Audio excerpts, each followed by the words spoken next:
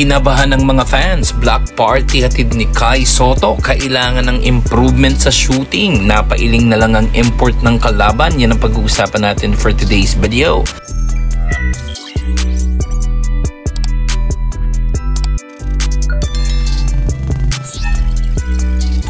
Game day, simula na ang Emperor's Cup sa Liga ng B-League. Koshigaya Alpas kontra sa team ng Iwate Big Balls. B1 Division versus B3 Division team ang banggaan na ito. Start of first quarter, si Kai agad ang unang nakabutas. Offensive rebound para sa bata natin, plus the putback. Ganda rin ang depensa ni Kai at natawagan pa nga ng 3 seconds ang binabantayan nito. Ibang klaseng intimidation talagang naibibigay ng bata natin. Early 6-0 run agad for Koshigaya para mapatawag ng maagang timeout ang kalaban. Gandang alley-oop mula kay Pick to Kaiju. Sinong nagsabing kailangan ni Kai si Kawamura? Easy 2 points for the Pinoy import. Agresibo talaga ang Alpha sa opening frame pa lamang. Sinubukan ng kalaban na i-challenge ang depensa ni Kaiju at ayun na nga't nakuha niya ang hinahanap niya. Butata ang inabot nito kay Kai. Inilabas agad ni coach si Kai after playing 5 minutes with 4 points and 1 block shot. Unti-unting nakahabol ang Iwata simula nang inilabas si Kaiju, kaya naman nakaramdam si coach at muli itong ibinalik after lamang ng 2 minutes na pagpapahinga sa bench. After maibalik ni Kai ay nakagawa agad ng run ng Alpas. Hirap talagang depensahan si Kai ng kalaban at nagmistulang block party ang first quarter para sa bata natin. 3 block shots for Kaiju, 19-17 end of first quarter.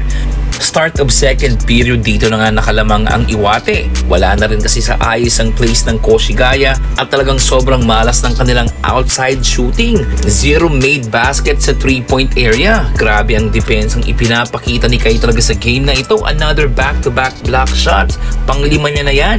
Not a good look para sa bata natin sa play na ito. At mukhang nadaganan siya ng import ng Iwate. Iika-ika si Kai after display papunta sa bench at bumalik pa nga sa dugout. Buti na lamang after a few minutes ay nakabalik ulit ito sa bench at nakapasok muli sa game. Medyo kinabahan ng mga fans dito. Nagtuloy-tuloy na rin ang alat ng opensa ng Koshigaya dahilan para makuha ng Iwate Big Balls ang kalamangan sa pagtatapos ng first half. 28-31, Kaiju with 6 points, 4 rebounds, and 5 block shots. Nabuwalang player ng Iwate nang bumangga sa bata natin sa pagsisimula ng third quarter. Alat pa rin ang shooting ng Alpas at parang walang mga plays na ibinibigay kay Kai Sotto. Mukhang iniinda pa rin ni Kai ang kanyang injury sa paa, kaya naman inalabas agad dito ni coach sa 7-minute mark ng third quarter. Quick run for Koshigaya at naibalik na nga sa side nila ang kalamangan. Ibinalik din si Kaiju with 2 minutes remaining sa third quarter at dito ay unti-unti na rin lumalayo ang Alpas sa Iwate. 53-45 end of third quarter. Mota Sotto connection sa pagsisimula ng final quarter.